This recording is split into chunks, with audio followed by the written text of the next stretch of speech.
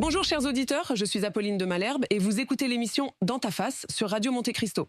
Aujourd'hui, nous recevons un invité assez remarquable. Un héritier de la royauté naine, j'ai nommé Thorin Écu de Chêne, fils de Train, petit-fils de Tror, roi du royaume d'Erebor dans la terre du milieu.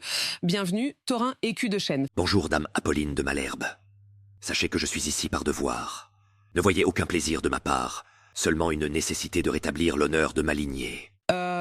Eh bien, commençons par le commencement. Vous êtes un nain exilé de votre propre royaume. Comment cela fait-il de se sentir rejeté? Être exilé n'est jamais facile, surtout quand c'est à cause d'un dragon avide et d'une bande de gobelins. Mais je suis ici pour rétablir la grandeur de ma lignée et reprendre ce qui nous revient de droit. Ah oui, la grandeur de votre lignée, parlons-en. Vous êtes l'héritier du royaume sous la montagne, mais certains disent que votre place sur le trône est, discutable. Discutable? Par les ancêtres et les esprits des montagnes, je suis le descendant légitime de la lignée de Durin. Qui ose remettre cela en question? Eh bien, Thorin, laissez-moi être la voix de ceux qui se posent des questions. Certains pourraient dire que votre obsession pour l'Arkenstone, cette pierre précieuse, est un peu déplacée compte tenu de vos responsabilités en tant que roi potentiel. L'Arkenstone est bien plus qu'une simple pierre. C'est le symbole de la puissance et de la légitimité de notre royaume. Sans elle, notre règne serait incomplet. Il est de mon devoir de la retrouver. Mais enfin, Thorin, est-ce que tout cela ne ressemble pas à une quête personnelle plutôt qu'à un véritable désir de gouverner? Ne seriez-vous pas plus à votre place en tant que collectionneur de pierres précieuses plutôt que comme roi? Comment osez-vous? Je ne suis pas un simple collectionneur.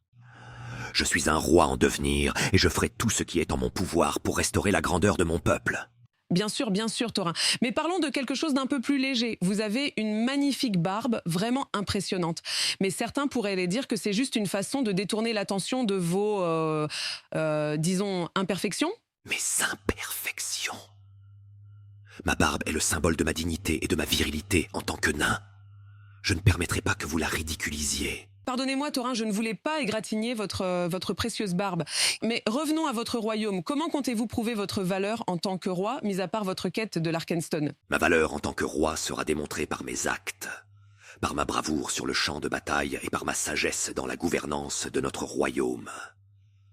L'Arkenstone n'est qu'un élément de cette quête, mais c'est un élément crucial. Eh bien, en tant que futur roi sous la montagne, certains murmurent que vous pourriez avoir l'intention d'interdire le lancer de nains. Qu'en est-il exactement?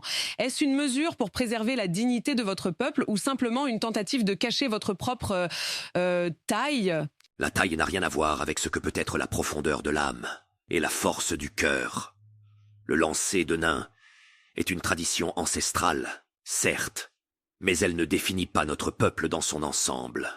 En tant que futur roi, je suis plus préoccupé par la sécurité et le bien-être de mes sujets que par des pratiques qui pourraient sembler dégradantes. Pratiques qui, dans certaines circonstances, pourraient pourtant s'avérer être bien utiles. Donc, si je comprends bien, vous envisagez sérieusement de mettre fin à cette pratique? Je considère toutes les options qui garantiront le respect et la dignité de mes semblables.